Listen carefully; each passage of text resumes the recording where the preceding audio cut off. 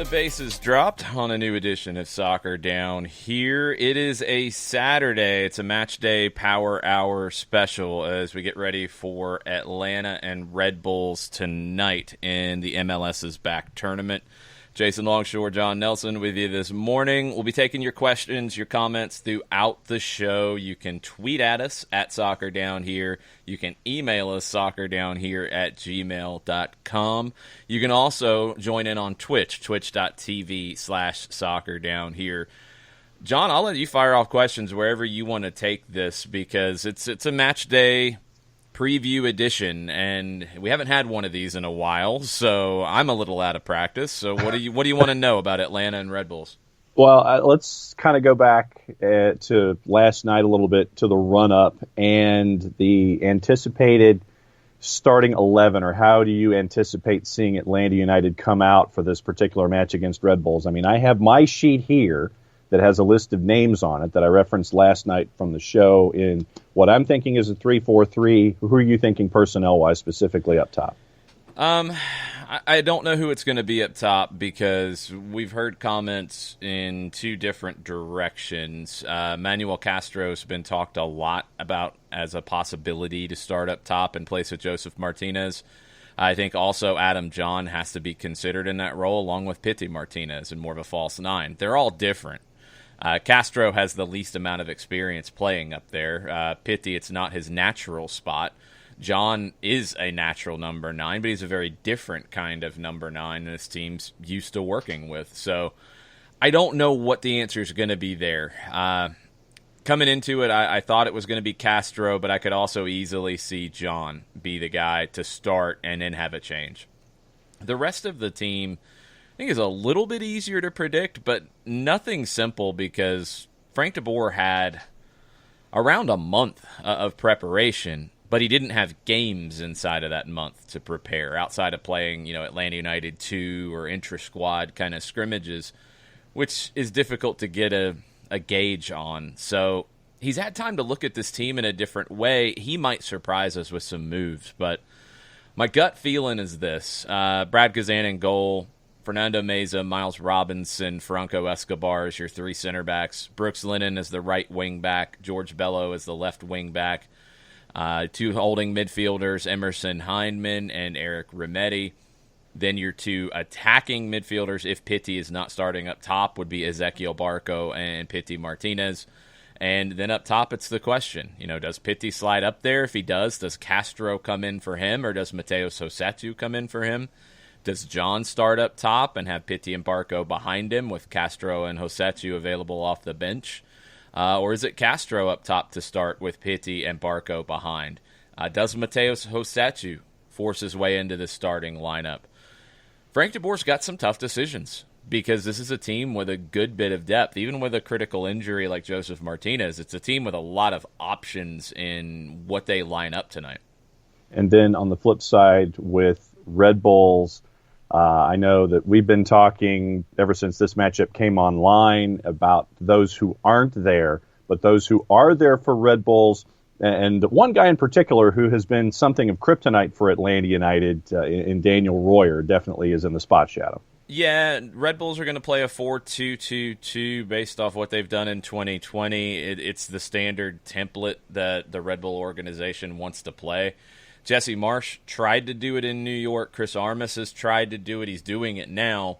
It didn't really work before because it didn't suit Bradley Wright Phillips. It didn't suit having a number 10 like Sasha Kljestan in the past. They got better results playing out of a 4-2-3-1. Now that you've got a new group, you're kind of building the group to fit that 4-2-2-2. And you can look at the way that RB Leipzig played in the Champions League and in the Bundesliga this year.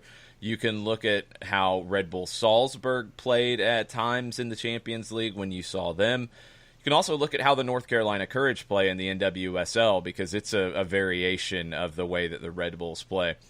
It can get really narrow, and that's where Atlanta can have some success with it. But for a player like Daniel Royer, who's got 4 goals, 2 assists against Atlanta lifetime, 20 shots, he's had 9 on target, he's in a very free role up top in the attack because he's a natural winger. He's not a typical winger with a ton of speed to get down to the end line. He's a natural player who likes to drift out wide.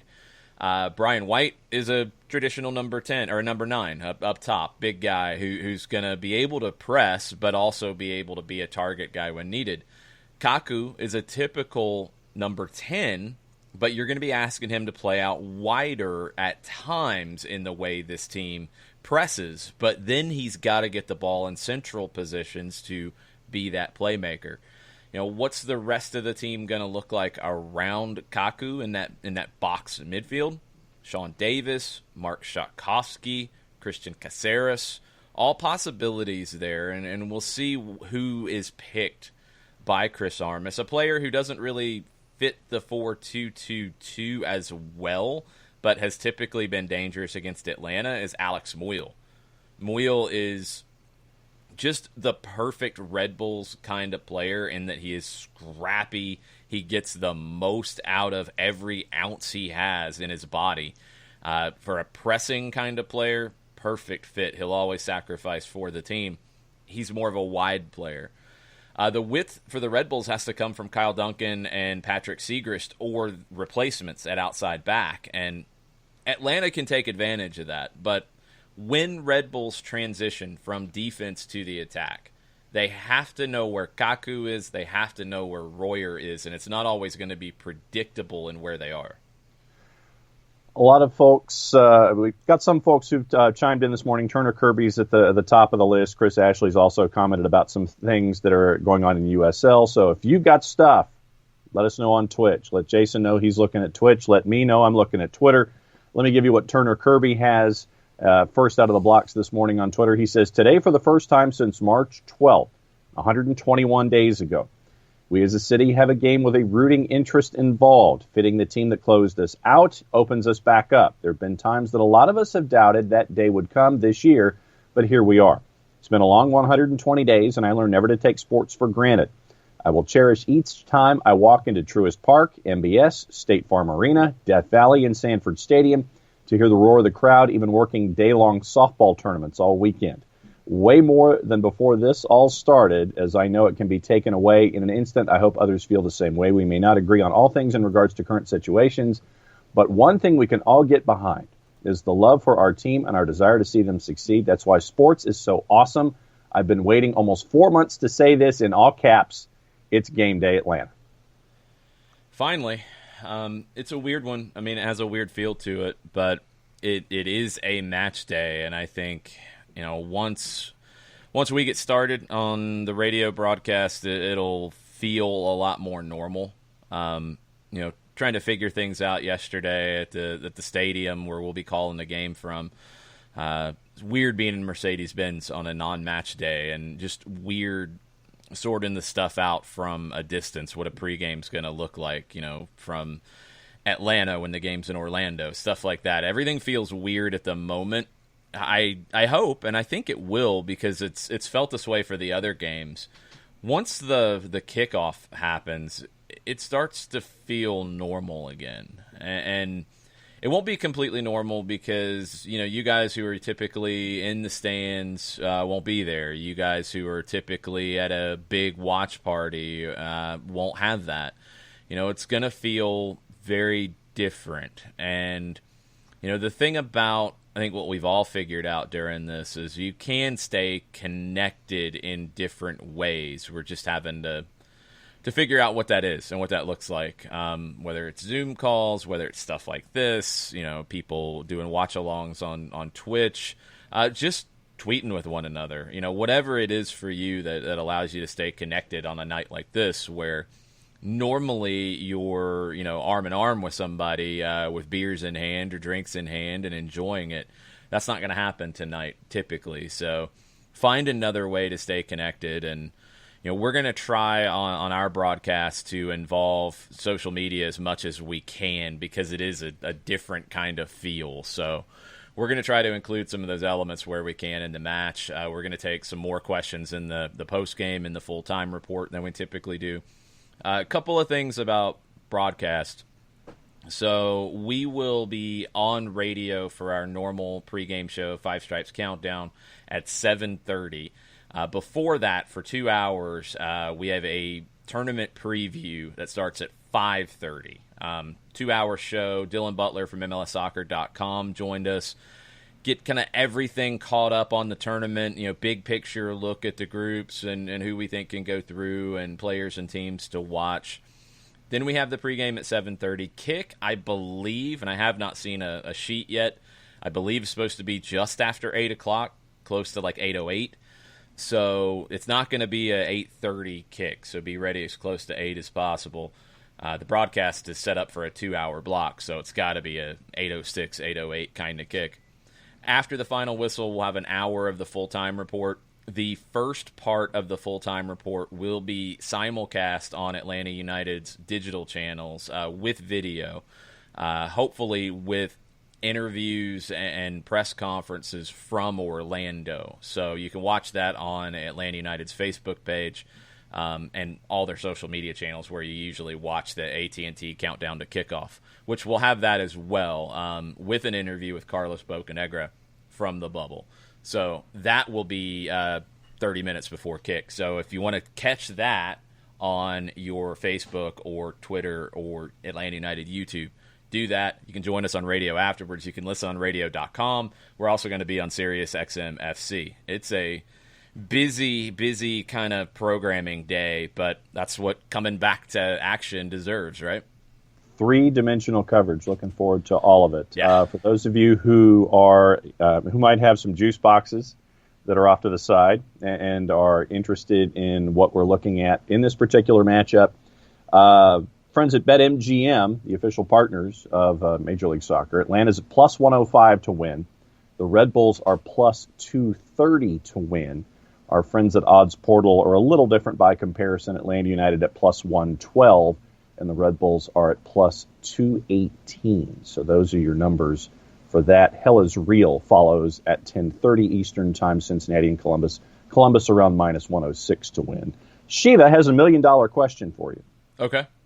Who will score our goals tonight? Followed by 4 soccer ball emojis because I want some. I really have a good feeling about Pity Martinez in this tournament. I was impressed with him at the start of the season. I think he understands the responsibility that he has in this attack right now without Joseph Martinez. So I'm thinking Pity gets one for sure. And I really like the matchup on the right side for Atlanta with Brooks Lennon attacking. We think it's going to be Patrick Segrist. The Red Bulls have a couple of other options. They had some later signings that didn't factor into their first 2 games in league play. Could be Jason Pendant, Frenchman, 23 years old, came over from Sochaux. He was signed on March 10th, so got here just in time for the stoppage of play. A former French international, but he didn't really break through very much at Sochaux, only 72 appearances in 5 years. You could also see potentially, Sean Nealis could drift out wide a little bit. They've also got Mandela Egbo, a 22-year-old Englishman who came over from Darmstadt in Germany. He originally started at Crystal Palace in their youth setup. Segrist didn't really impress me in the first 2 games, and it wouldn't shock me if Egbo or most likely Pendant gets the game at left back. Any which way, I feel like that's the weak link of the defense. So I think Brooks Lennon can get on the board tonight. If he doesn't get it himself, I think he can create it because he can get in behind the left side of the Red Bulls defense. So that's your answer, Shiva. Chris Ashley is in this morning. He admits he's going to have to listen on a bit of a delay this morning, but he wanted to hijack our game day preview with a little excitement for the announcement of Greenville Triumph playing next Saturday. #GetHype. The first 2 matchups for USL League One were announced yesterday. Fort Lauderdale CF makes their home debut against the Greenville Triumph. South Georgia Tormenta will host the Richmond Kickers Saturday. So those are the first 2 matchups for League One in 2020. Yeah, Fort Lauderdale will get to open the stadium instead of Inter Miami, and Fort Lauderdale and Greenville will have that one. So looking forward to it. We will get into that this week. We'll talk about it. Maybe we have another power hour next weekend to get ready for those games as well. So Lots of stuff coming. USL Championship starts today, too. Atlanta United 2 at 7:30 is at Al Lang Stadium in St. Petersburg to play the Tampa Bay Rowdies. That's on ESPN+. I'll be watching it after the fact, and we'll keep you updated on radio on 92.9 The Game about how that match is going and any events that happen down there. Programming notes. Couple of things coming up today and tomorrow on the network. A bit of a Chattanooga Red Wolves preview. You mentioned USL League One, so we caught up with Connor Doyle, head coach Jimmy Obleda, and president and GM Sean McDaniel. That'll be out a little later this weekend, as will Charleston Battery Weekly, which is starting back up. Poppy Miller and Renico Clark, the guest this week. So those two shows popping up on the network tomorrow, and we've got some other stuff happening today. Caught up with John Freeman, friend of the network, and he is going to be involved in the broadcast of the NISA Independent Cup up in Chattanooga this evening with Chattanooga FC and Georgia Revolution. So that interview will be coming up, I believe, at noon Eastern time on the network. So those couple of programming notes for you on the network. Yeah, later in the afternoon we'll have the Challenge Cup date as well. NWSL gets back on the field tomorrow. Sunday, Monday, final games of the, not really group stage, but final games of the preliminary phase of the Challenge Cup before they get into the knockouts. We'll preview all of that. Jessica Charman and myself will look back, look at the table, get you ready for the games tomorrow. The big one tomorrow is the early one, the 12:30 one, Washington and Houston. I'm really looking forward to that match. Who has, in the NWSL Challenge Cup, has there been anyone, I know that we've talked about standouts and Shea Groom, probably tournament MVP, leading into... You got to keep up, John. That was before Game 3. Right. Houston lost. Groom didn't do anything. I was going to finish my sentence. But you said tournament MVP. She's not the tournament MVP anymore. There isn't one right now. Had I been able to finish my sentence, I would have said before that last game. Mm-hmm. That's a good catch. Right. I like it.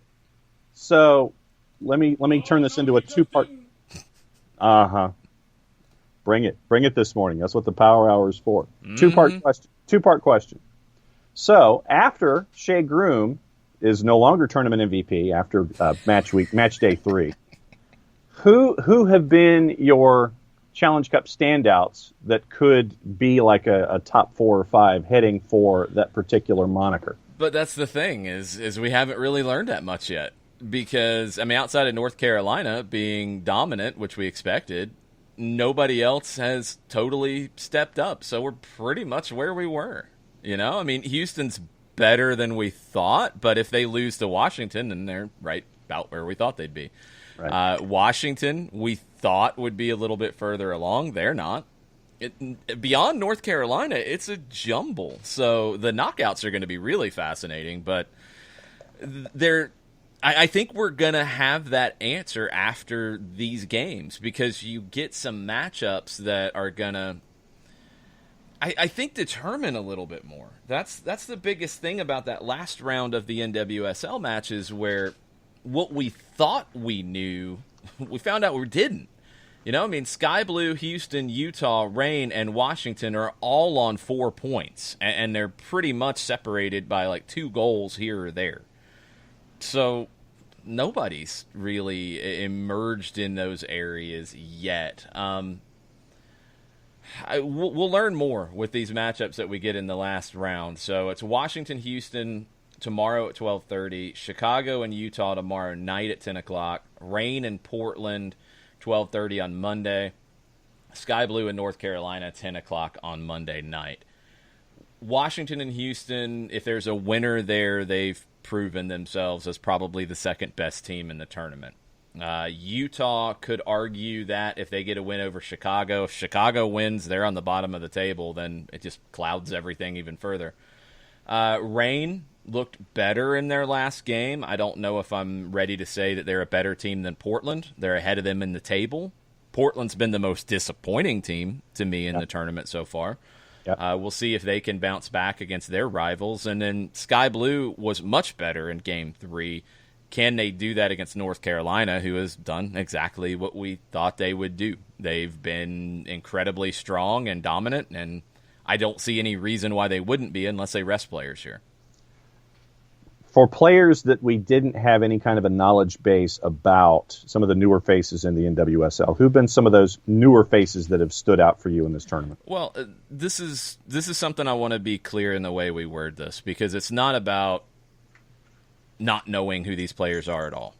That's where the NWSL has to change the narrative. We need to know who these players are. We need more information on who these players are. We need better storytelling on who they are all the time, not just in this situation. Players who I have been impressed with just off the top of my head: Shea Groom with Houston, Ashley Sanchez with Washington. A lot of the national team players that we've been impressed with in general, like Crystal Dunn's been outstanding. Lynn Williams has been outstanding. Julie Ertz has been really, really good.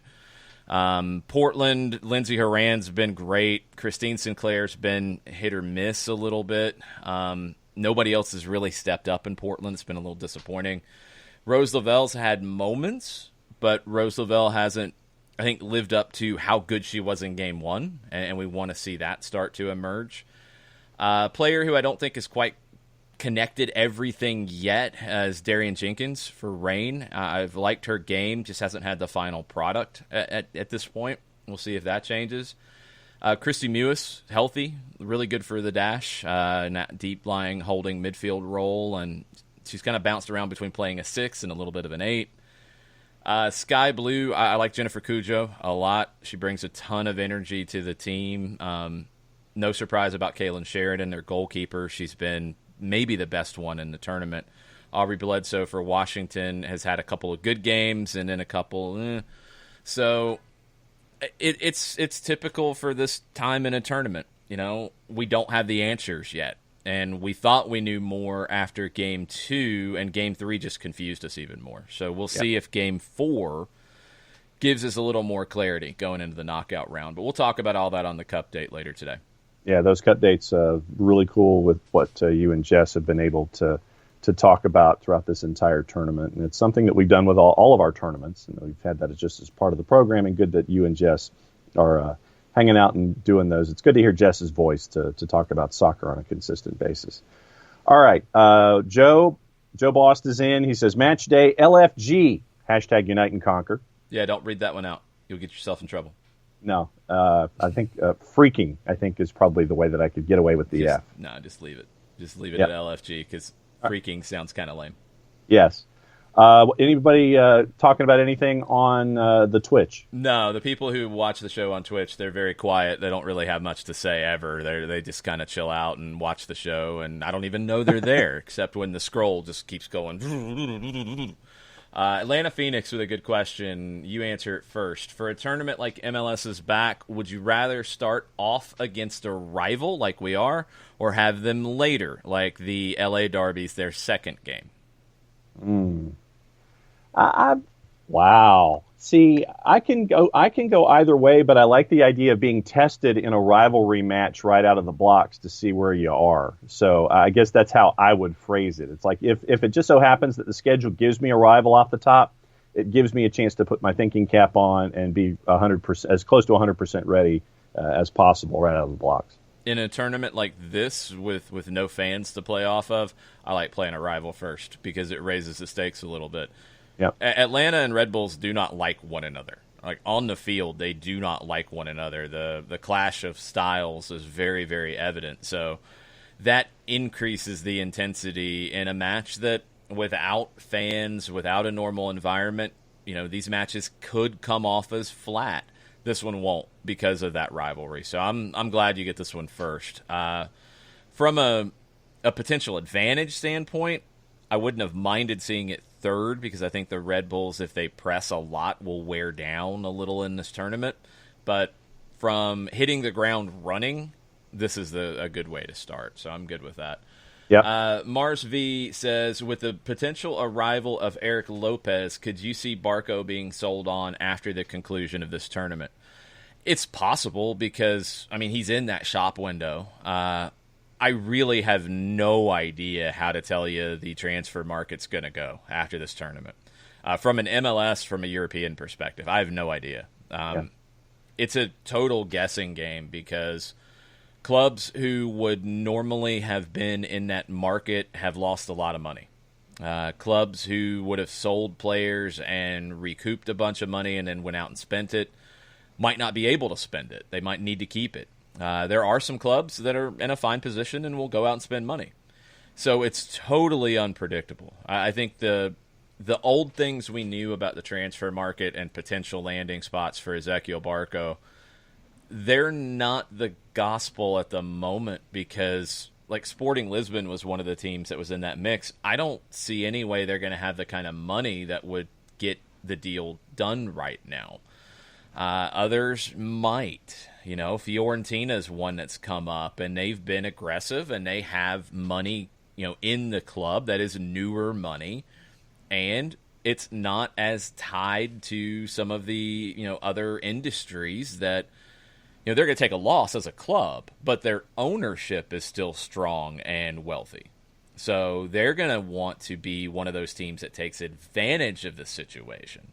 So they make a lot of sense in terms of being a potential landing spot. Liga, maybe, maybe not. It depends on the club. There's talk about Marseille having new money coming into them, so maybe they become a possible conversation here. Lyon has money, and that hasn't changed, and you know they're going to miss Europe this year. So they're going to want to get back into Europe. They're going to spend to do that. It could happen. It's not a definite because Atlanta doesn't have to sell. They do have to keep the player happy.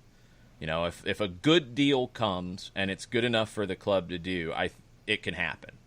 I don't know if there's any kind of a read on if it will happen yet. We'll have a better sense of it as we get closer to August, I think, and teams make it a little more clear in what they're looking to do in this transfer window. So stay tuned. I don't think Lopez coming in affects that. I think the Lopez arrival is a separate deal because he became available and they liked the price and they liked the player and they went and did it. I don't think it was because Barco's about to go right now. He will go sometime in the next couple of windows, I think. But don't think just because Lopez is expected to arrive that means Barco's gone tomorrow. I don't think that's the case. Yeah, and I think that the transfer market is one of the more interesting subplot storylines, whatever you want to call it, going forward, because we don't know what the economics are going to be, and it could be different, you know, a week or a month from now than it is currently. So it's going to be interesting to see the budgets that teams in parts of the world are going to allow themselves to have. What do they have on hand? Can they figure out ways to make the transfers that they want to make? And I think that, you know, to your point, I just think that looking at the transfer market on the whole from a worldwide perspective, for me, that it's going to be interesting to see where market values are set for players, where it would be by comparison if things were 100% healthy. For me, that's going to be an interesting watch. A question from Ropes about, are you doing the call from the Fox feed? Fox is doing the call from the same feed we are. It's a feed coming out. ESPN's actually producing the feed. It's ESPN production on site. So all your cameras and everything on site is the ESPN crew. They're sending that to Fox, and I believe the reporting was that Fox's folks are going to be in Los Angeles. Yes. They'll be in L.A. They'll have a studio presentation as well, but they'll be in Los Angeles for the games. The feed is going to them. It's the same as John Champion and Taylor Twellman in Bristol, Connecticut at ESPN's HQ. The feed is going from Orlando, or actually going from Fort Lauderdale, where Vista WorldLink does these world feeds. This is what they do, and they're sending it after getting it from Orlando to Connecticut or to California in this case. We're getting the same feed to see. So that's where we'll be. It's not ideal because, you know, especially like for my role, I like to look at a lot of the stuff off the ball. And a lot of times, you know, from a TV presentation, you're not catching all of that. You're seeing what is near the ball because that's how the game is shot. So I'm not going to have quite as much to see around it, and that's going to be difficult. But we've called games from monitors before a little bit. We've done a couple earlier this year, actually. The Motagua game, we did not make the trip to Honduras for safety reasons, and we called it from Vista WorldLink in Fort Lauderdale. So it can be done. It's done around the world quite often. It's been done in this country around the world quite often. It's just different. It's a little bit different feel to it, but we're going to bring you as much energy as we can and try to make it entertaining. Go ahead. Jason Nix along the same lines. He says, hopefully at Fox Soccer gets the crowd noise right tonight because at Tuta NAUSA was unlistenable at points in the first half the other night. Hashtag Game Day Baby. Yeah, they're going to use enhanced audio, as they've called it. We'll see. I mean, it's all down to the mix. It's all down to the mix and how it's put together as to how well that works. I've been pretty clear. I prefer the natural sound, whatever it is. I prefer it. I thought it was great last night because the game had an added intensity because both teams are very vocal and there was a lot of yelling from the benches. It was good. I thought it was fine. You didn't need anything else. So we'll see what it feels like tonight. Now that's one thing that we don't know yet, what kind of audio we're going to get at this point, because this is something we've never done, especially from the stadium before. So we're figuring all that out on the fly as well. But we're going to try to definitely, because I think it's the way we do radio anyway, except when you guys are so freaking loud in Mercedes-Benz Stadium and we have to yell over y'all sometimes. We generally try to keep the crowd noise in the background of the way we do the radio broadcast, so Mike and I don't blow our voices out. But we'll see how it goes. Go ahead. Yeah, I mean, for me, the way that ESPN has handled it the majority of the time, because there were times when their mix was off as well, and you were specifically last night was another example. I want to say second half, once again, it was a little difficult because the mix of the natural sound was almost overpowering to booth and color. But that's a normal mix. When I'm talking mix, we're having two different conversations. I want to make that clear. When you're pumping in crowd noise, you're adding an element to it, and you have to mix it right. You have to have a proper mix anyway, and we've had this conversation before about the different perspectives and how Fox and ESPN mic a stadium and mix the broadcast. ESPN, which has actually been surprising with the way it was last night and the way it was in another second half, they generally have anything outside of the announcers much lower than Fox does. Fox generally pushes the crowd up higher. So we'll see what the mixes look like tonight, but yeah, there's a normal mix of just all the sounds around the stadium and the announcers, but when you're adding enhanced in, that can change even if you're a good mixer to begin with, because you're also not just mixing levels, you're mixing the enhanced audio you're playing. Yep. Because I would think that Fox is going to do what everybody else has. They're not just going to have a generic buzzing crowd noise behind it. They're going to amplify it when there's times that a crowd would get amplified. They're going to have maybe whistles or boos mixed in. They're going to have cheers mixed in. You've got to blend all that, because if you do what the Premier League's done, where it's just, a crowd like, and then all of a sudden it just automatically like jump cuts into some loud reaction, and it might be 5 seconds late and it might be the wrong one. Like, that's awful. Yeah. That's completely awful. It's this thing like, look, when you watch a TV show, when you watch a movie, when you watch a play, a musical, you have a suspension of disbelief. And when it's good and you're watching a game or you're listening to a game, you feel like you're there. When it's bad like that, and especially when you see empty stands around it, it makes you feel inauthentic. So it's tough. It's personal taste. I prefer no enhanced audio. Just give me what's happening on the field. That's all I want. Mix it properly, but give me what's on the field. Other people like the enhanced audio. When it's done right, it doesn't bother me at all. But when it's done poorly, it really bugs me. Kind of like this morning. Taste. What was going on this morning? I did not listen to the game this morning. Yeah, and that's why I've broken this out for Michelle Not a Lab, and for those who are fans of the Canaries, the loss this morning, 4-0 to West Ham, means that Norwich is relegated for the 5th time in the history of the Premier League.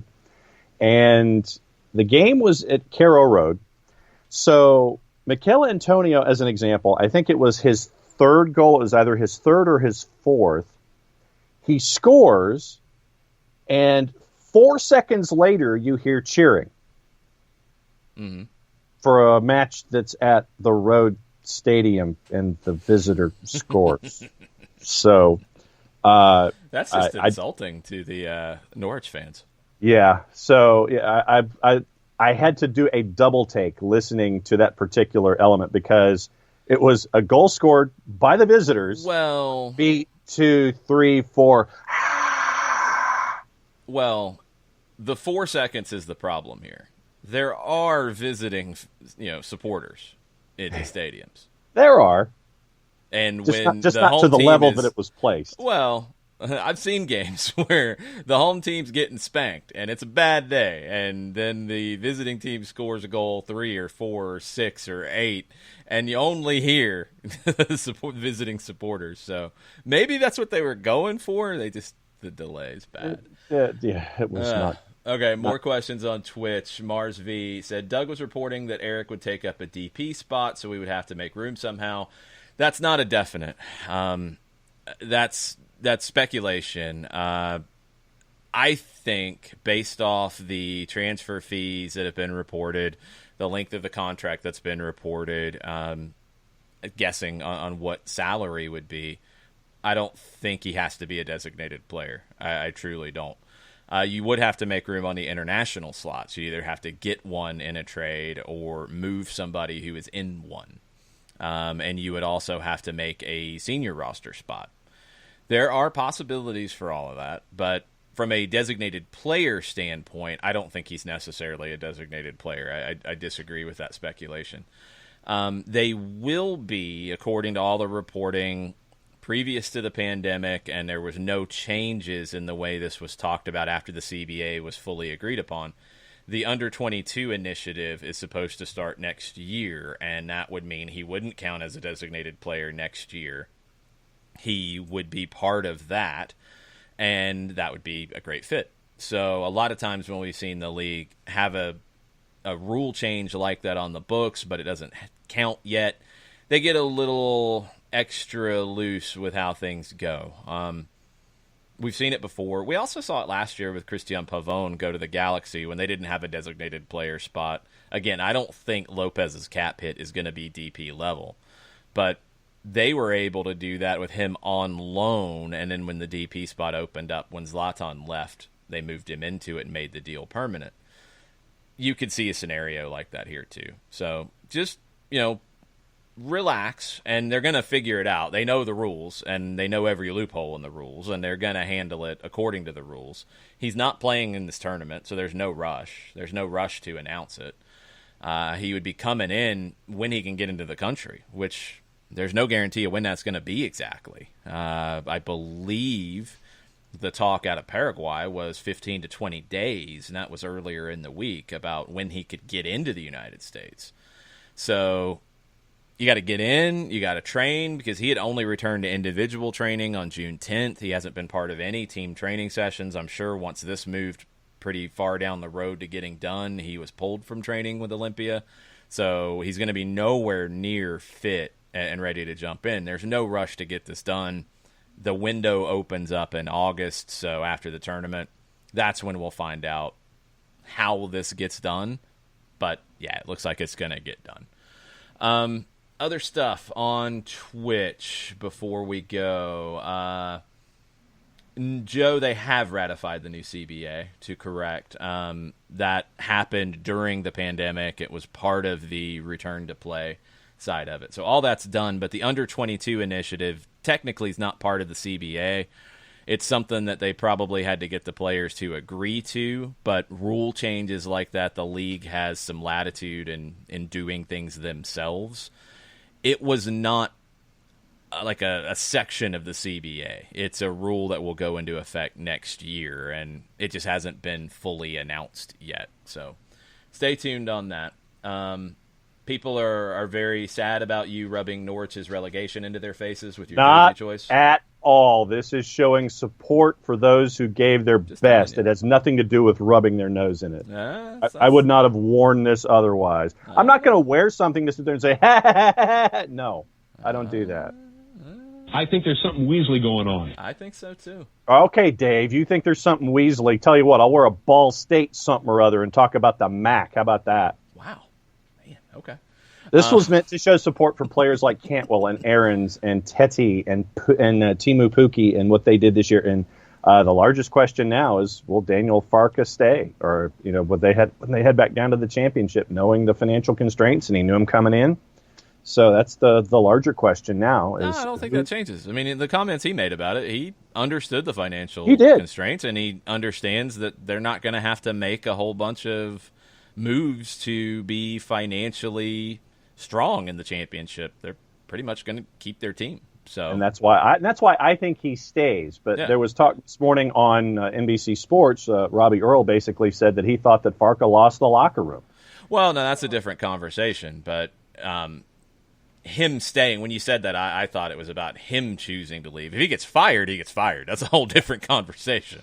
That's not his choice. If he stays, I think he wants to stay. I think he would stay, and I don't think there's a huge problem with that.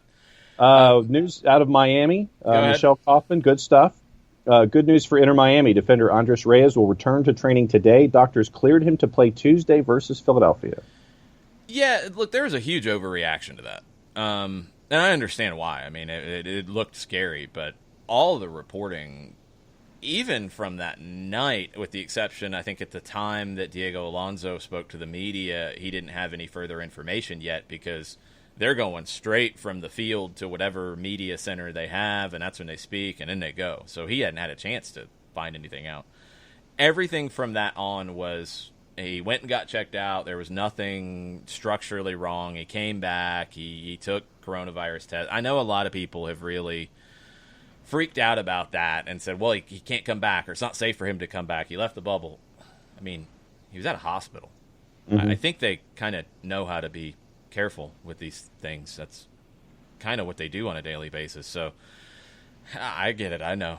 But he's good. He's cleared. I think there was some talk yesterday that he was good and back with the team. Everything's fine. So, yeah, no huge concern there, I think, early on. But, yeah, if you didn't hear some of the updates, it looked scary. It was a fluky thing. I don't think Dwyer meant to hurt him. I think Dwyer was just reckless, as Dwyer gets sometimes.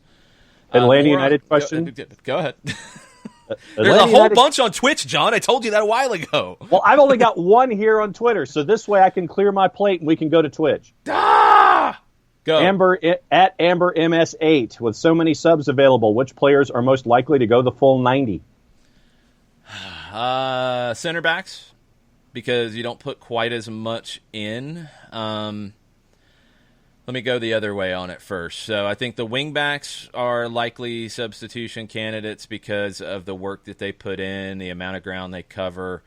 I could see at least one of the holding midfielders change depending on the situation in the match. So that's 3. I could see one of the attacking midfielders change, again, because of the situation. I could see the forward or one of the attacking midfielders, depending on how they move it around, change. So I will say the center backs are likely to play 90. Probably one of Hindman Remedi is likely to play 90. One of Barco Pitti likely to play 90. I'd probably lean to Barco. Those are the ones that stand out to me. I think the wingbacks will be the definite changes because of just how much ground they're going to cover and how much they're going to put in. Twitch. Mr. Fantastic wanted a little bit more on the Eric Lopez deal. He said if he joins the club in August, would he be on loan or would the league accept him under the new U22 rule? We don't know. They would accept him on loan because we have seen the teams do this before. So that's one way to get around all of it, and then he comes in under the U22 rule next year in terms of where he fits on a roster. I don't think he's a designated player to begin with because the thing we have to remember, just because a team is paying a transfer fee of 3.7 is what was reported last night. That had been the number that seem to be growing in confidence in Paraguay. 3.7 for a 4-year deal. That's less than $1 million a year in terms of how it hits your cap. You're not paying him over $600,000 a year. Just because his transfer fee is very high doesn't mean his salary is going to be that high, because he's not making anything remotely like that kind of money at Olympia right now. He just signed his first pro deal last summer. He signed an extension through 22, I think, with the expectation that he would not finish that out. He'd be sold. He's probably on less than 6 figures at Olympia. He's going to get a nice contract, but I don't think it's going to be that level of a deal over $600,000 to put him above the designated player threshold.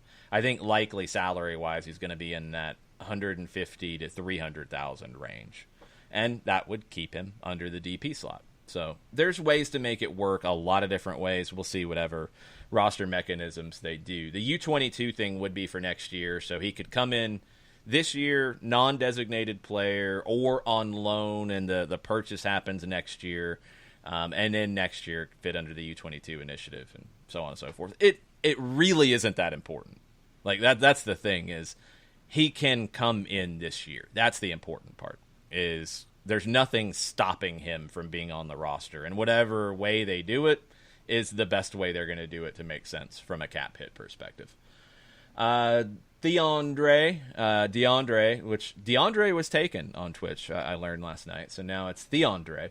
DeAndre. How hype is everyone to have ATL UTD back? How hype are you, John? I am hype. How hype are you, John? I'm so hype. Oh, no. Mega hyped? I'm what super hype? Yeah. Super hype? Mega hyped? Okay. I'm down with the whole experience. No. Don't do that. We all ready. Right. Anyway. Let's see. There's stuff about FC Dallas and comments and lots of conclusions being jumped to, and Luchi Gonzalez spoke to the media last night at halftime on the ESPN broadcast, or spoke to John Champion and Taylor Twellman to be clear about it. A lot of people have zeroed in on something that, I don't know, correct me if I'm wrong. They did not test the day before their flight. Remember the protocols. You have to take 2 tests in the 72 hours before you fly. They have to be 24 hours apart.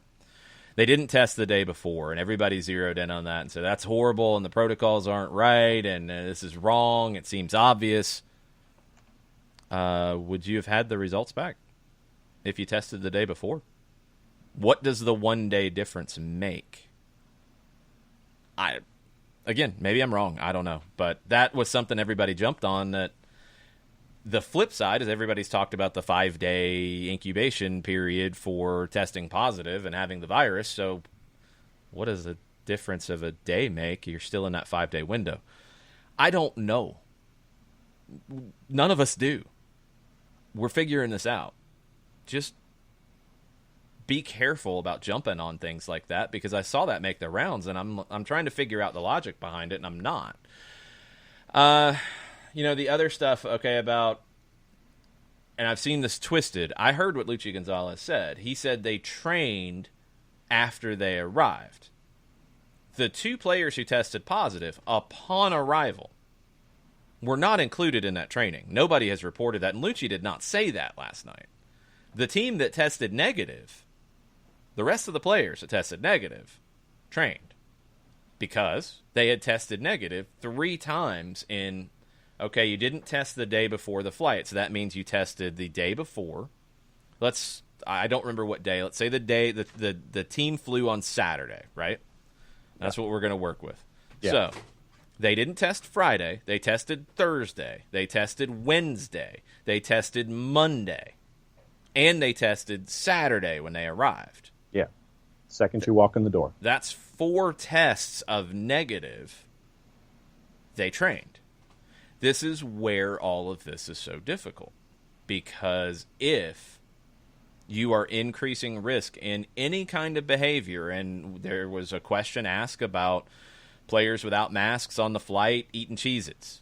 and taking pictures. And people were like, well, maybe that's a bad idea. The Nashville bus thing, maybe that's a bad idea. Whenever there's anything that increases risk, then you get into this scenario where players tested negative for a week leading up to this, for the 5 days leading up to it, and 2 players tested positive.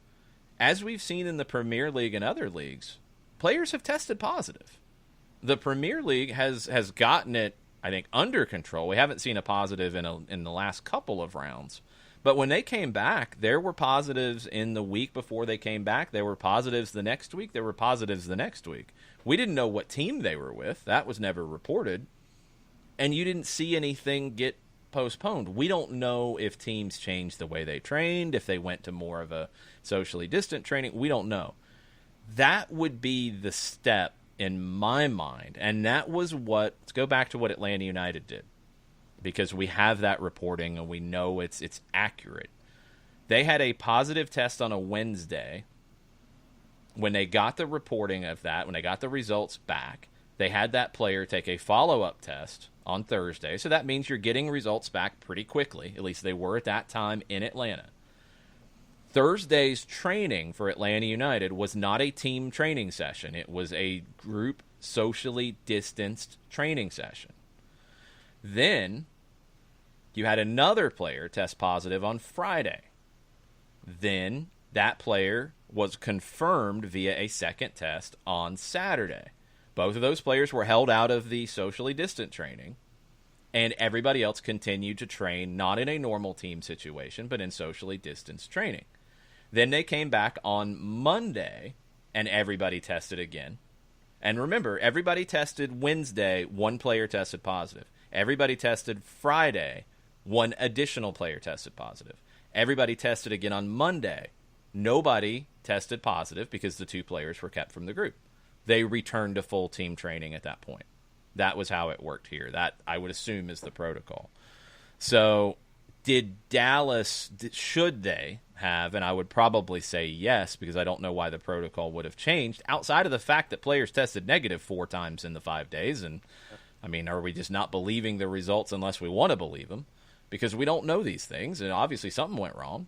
But should they have went to, upon arrival, you get the 2 that test positive, should they have went to distanced training until everybody tested negative? Because then maybe it wouldn't have spread the way that it did. Maybe at that point you could have isolated it and shut it down. That's my question about the protocols. And I hope that somebody asks it at the national level, because why was it different in Atlanta with their positive tests in a training scenario and different in Orlando once teams arrived? Did Dallas not do things correctly? Did the league change their protocols, and did that play a role in it going from 2 positives to more? I hope somebody gets past the hyperbole section of this and asks that question, because that's very important.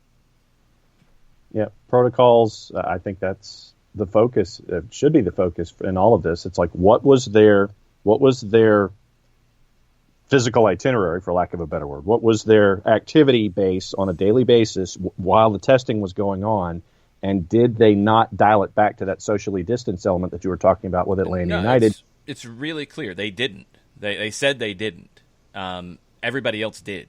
At least Atlanta did. We know when they had positive tests. Until everybody tested negative, they stayed apart. They stayed apart in their training. They still trained. They did the individual training. They did the group that was socially distanced into quadrants of the field. They didn't have anything that was beyond social distancing and when they trained until everybody tested negative. Then they went back to team training. You didn't have an outbreak. Dallas had 2 positives on Saturday, trained fully after that. Before, I'm assuming, because remember, I want to make this clear because it sounds like a distinction. I want to make it clear. Everybody tested when they arrived for Dallas on whatever day they arrived. Let's say it's a Saturday. Everybody tested. You had 2 positives. Everybody else tested negative. The way that Atlanta did it, when that happened in market, in training, the next training session after a positive test was distant until everybody tested again. Now, I would assume that with Dallas, when you had 2 positives upon arrival, everybody tested the next day. I don't think, based off the way things were coming out, that the next day when everybody tested, that next day, first off, should have been a distanced training session. Yes. Once everybody got the all clear that didn't test positive upon arrival, they should not have trained fully until you had a round of testing and everybody tested clear. Now, we think, based off the way this went down, there were a couple more the next time, there were a couple more the next time, and it kept growing that way. But they said they trained fully. That does not match up with what Atlanta United did in market when you had positives in the group. Right. Why was it different? That's the question. That's what it comes back to. The rest of it has to be asked, too, with what was done in market. Were the players following the instructions? Was and Lucci said that it was according to protocol that they could take their masks off on the charter flight. Maybe it was protocol, but maybe it wasn't the best way to avoid risk. I don't know. All that stuff is there, and it needs to be looked at so you don't have these situations again. But that question about the way the training went down, that's what I keep coming back to. Yep. So yeah, real quick, 5 takes on 5 stripes. Is a little odd that all of the players who tested positive thus far appear to be asymptomatic or have very mild symptoms. Do we know if anyone is very sick in the bubble from Dallas or Nashville? False positives seem to be a growing problem. Well, that's a lot of different stuff. Yes, everybody's been asymptomatic according to the reports. There's not been a report of anybody being very sick. I want to say there was at least some fever and headaches with Dallas, if it was reported that way. There's been so much flying out about that it's a little hard to keep up with what all is accurate and what's guessing. But nobody very sick by all the reports that have been out there. Which is typical. I mean, that's not anything strange because that's what we're seeing more and more with the virus outside of a sports situation is, asymptomatic is very common for people who have the virus. Yep. That's extremely common. And the younger you are, the more common it is. And that's what's happening now. You look at the numbers. It's a younger population that's testing positive, not the older population that's more prone to having health issues straight away, like symptoms and all that.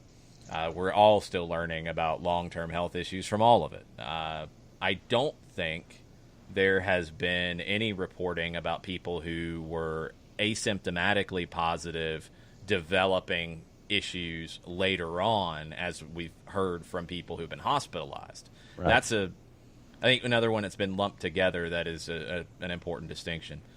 The last part of that, go back to what 5 takes on 5 stripes said at the end. I want to make sure I got it right. False positives seem to be a growing problem.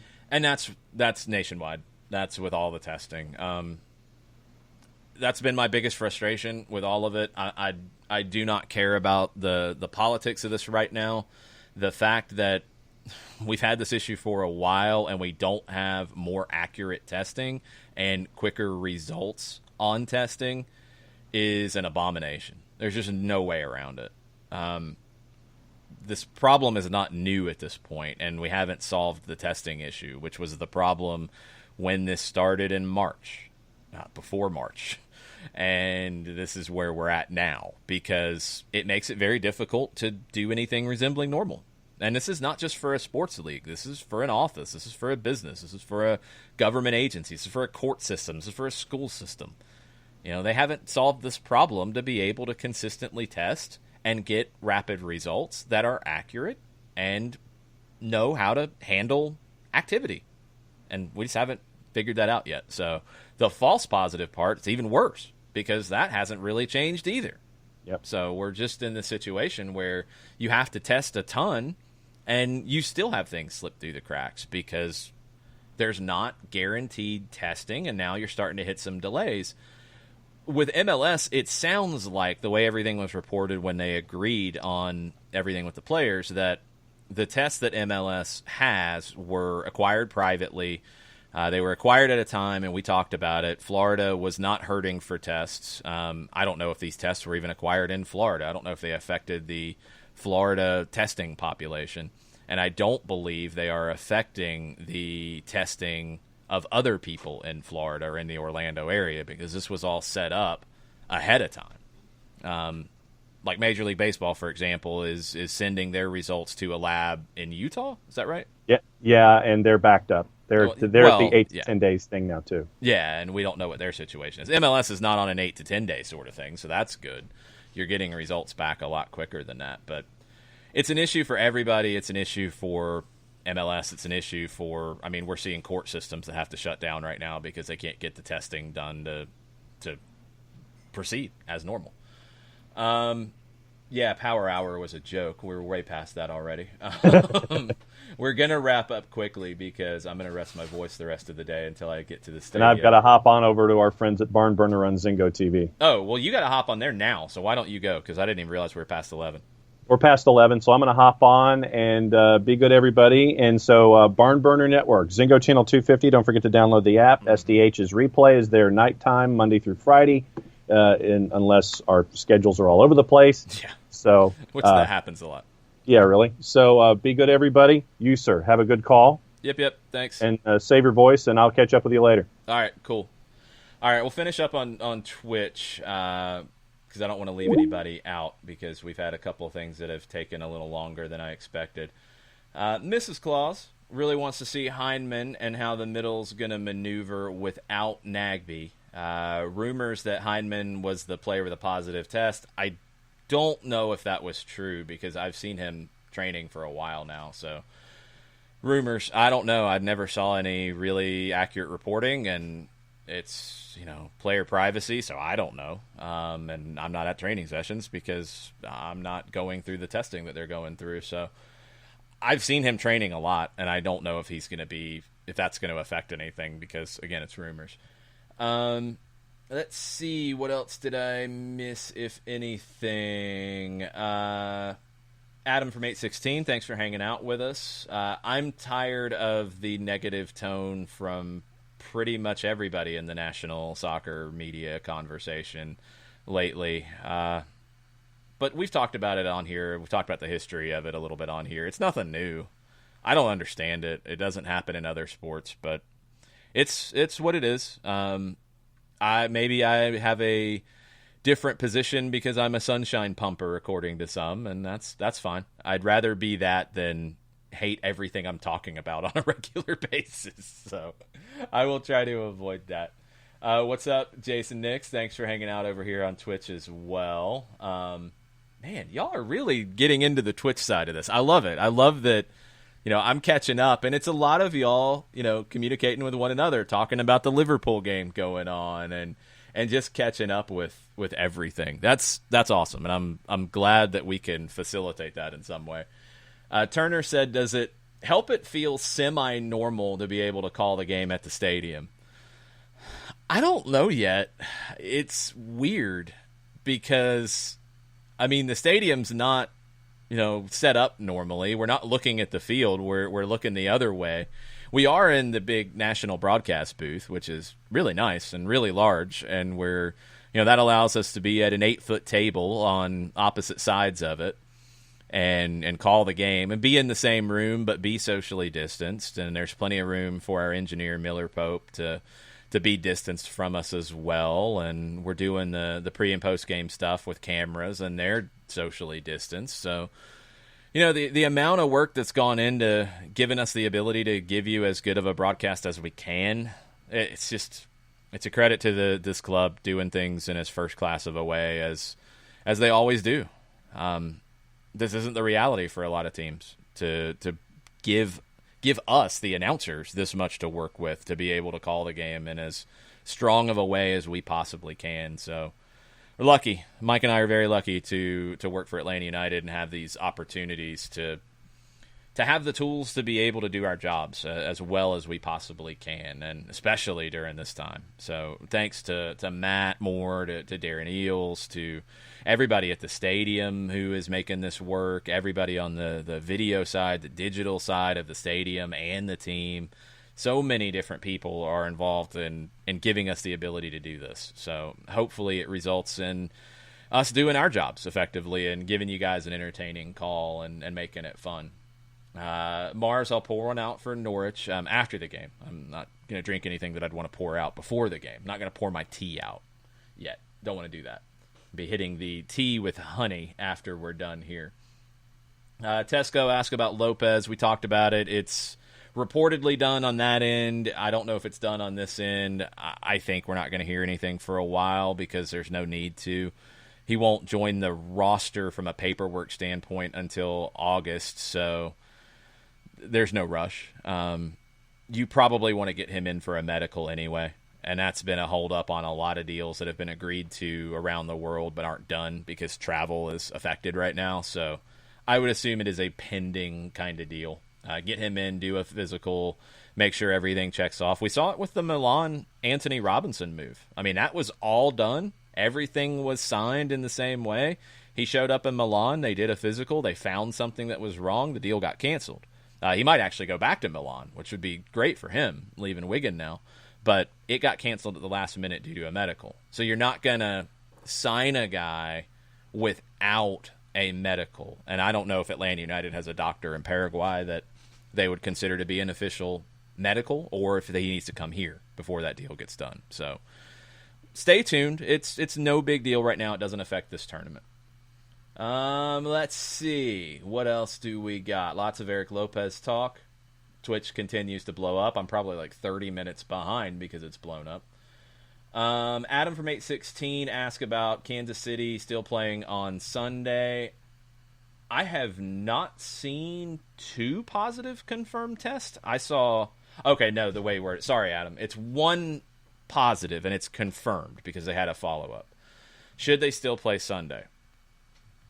If more test positive, I agree. You have to postpone because then there's an issue you got to get under control. If not, and if all your follow-ups are negative for everybody, I don't know what else you can do because we've seen this in other leagues where there's been a positive just because, and I think this is the part I keep coming back to, just because somebody in a roster tests positive doesn't mean that everybody else gets sick. We saw that with Atlanta. You had a positive. You had one other positive. It didn't spread beyond that. You've seen that with some other teams in market. You saw it in the Premier League. You saw it in the Bundesliga at the beginning. You saw it in La Liga and Serie A early on. You saw it with Rudy Gobert. Rudy Gobert tested positive and everything shut down in the NBA. Donovan Mitchell was the only other teammate who tested positive. So it's not a guarantee. The way the game is played, and the studies are out there to show this, you're not around everybody in your team in a training session to increase the risk because you have to be around somebody for an extended period of time outside of the socially distanced 6 feet. That doesn't happen very often, and I would imagine that teams are like having the pre-training session huddle where everybody's standing together. You're probably skipping that part. You're probably standing arm's length apart to do this that way. Yeah, I think it's okay in that regard. Oh, man. I think that's all of it. So I'm going to leave the rest of it in Twitch. I apologize, y'all. Thanks for hanging out. Thanks for being part of the show. We're going to do some more stuff like this, like a shorter version of the show on a match day. Loving all the interaction with you guys. Thank you so much for being part of SDH. Thanks for supporting what we do. Thanks for supporting, the game as a whole in the city, in this region. Anybody who works in it appreciates it because it's a hard time right now for anybody who works in soccer, and your support's critical to keeping it moving along and finding the best way forward. So y'all have a good one. We'll be on social media throughout the day today. I'm at Longshoe, Mike Conti 929, OSG Nelson. You can yell at Jared_Smith. You can yell at Nick Levy. You can yell at the Kelly Francis. You can yell at Jess Talks Footy. ATL Soccer 929 for everything tonight. And 5:30, extended pregame, 7:35 Stripes countdown, 8 o'clock kick just after 8, full-time report for an hour afterwards. Lots of stuff on Atlanta United social media channels. Busy day, busy time. Thank you. Mucha plata, y'all.